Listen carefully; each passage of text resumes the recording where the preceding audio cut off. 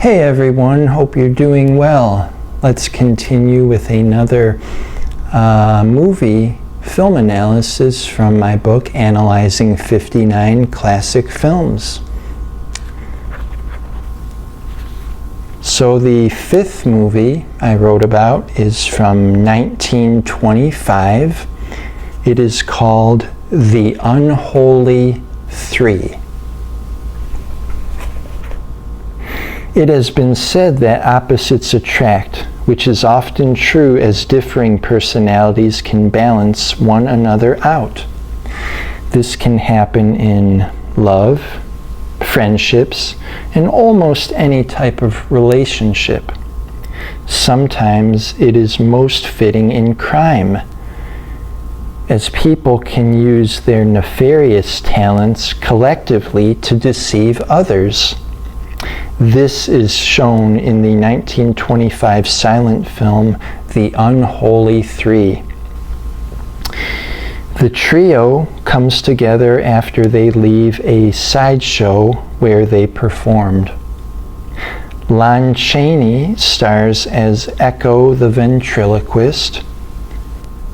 Victor McLaglen plays the strong man Hercules. And Harry Earles plays a midget named Tweedledee. Although Earles really looks like an 8 or 9-year-old, he was actually in his early 20s when this film was made. In real life, he was one of 4 German dwarf siblings who made up the Doll family, who performed in shows around the country. The opening scene gave a good picture of what a sideshow might have looked like.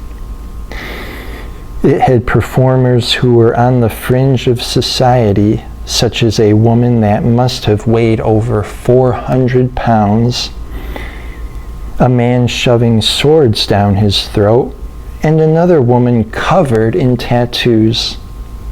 These strange acts could garner awe from people in any time period. Chaney did a nice job as the lead actor, as he played an elderly woman in several scenes.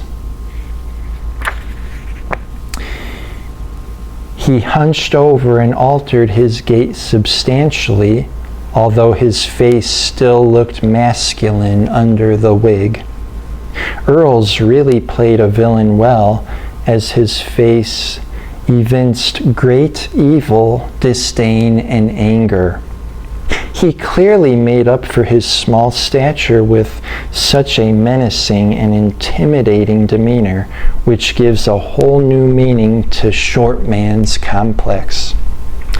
McLaglen was okay in his role, which did not require a whole lot of acting range from him.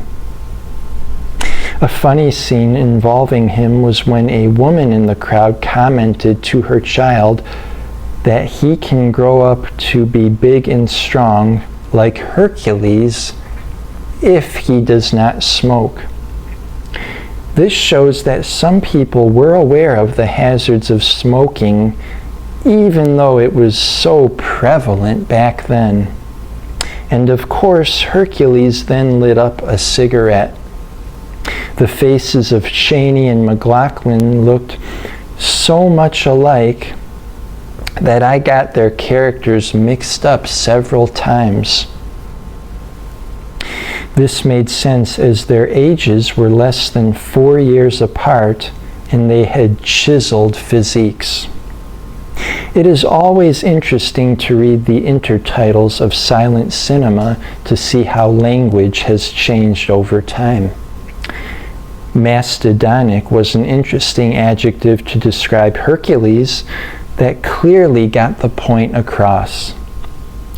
This word foreshadowed an important scene when the crew was hiding a piece of jewelry in a toy that looked like an elephant or mastodon, as both gargantuan creatures are similar.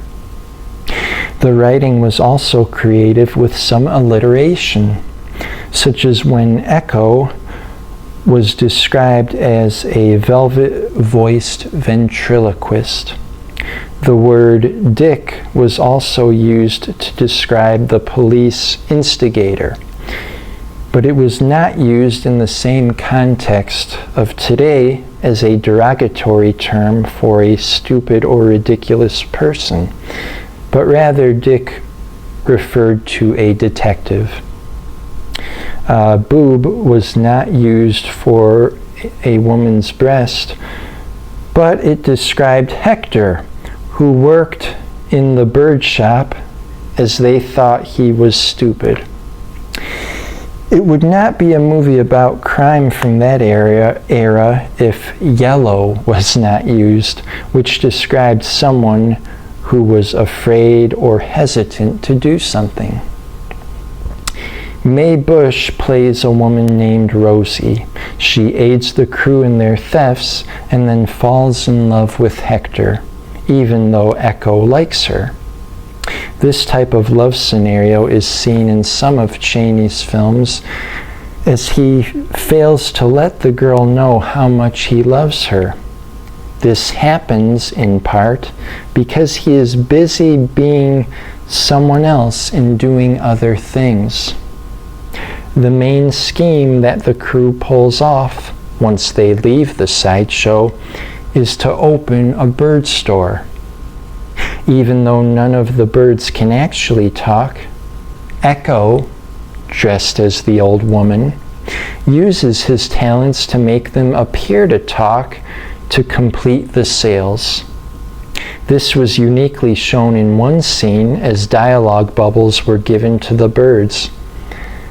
These are like the circular ones that often appear in comic strips. But when the birds do not talk at their new homes, Echo is summoned to the home of the buyer.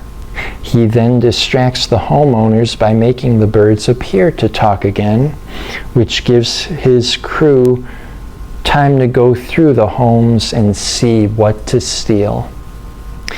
This is a solid film that tells a familiar story of how easily things can fall apart in criminal circles. Besides love, there are themes of greed, deception, betrayal, redemption, and doing the right thing.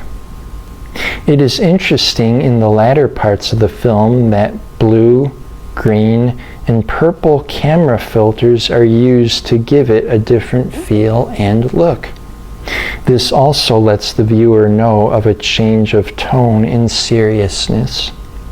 The title becomes a bit ironic in the courtroom scene when Echo tells a man to go on the witness stand and recite the Lord's Prayer, but only to mouth the words.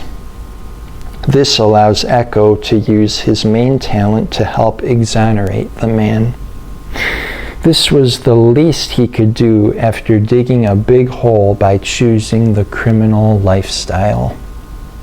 This film does not showcase a very wide variety of Chaney's many talents, but gives the audience a good introduction to him. Although the film did not seem to have an exact place as its setting, a newspaper showed that a Park Avenue home was burglarized. This clue shows that it could have been in or around New York City, as that is a famous and expensive street in the Big Apple.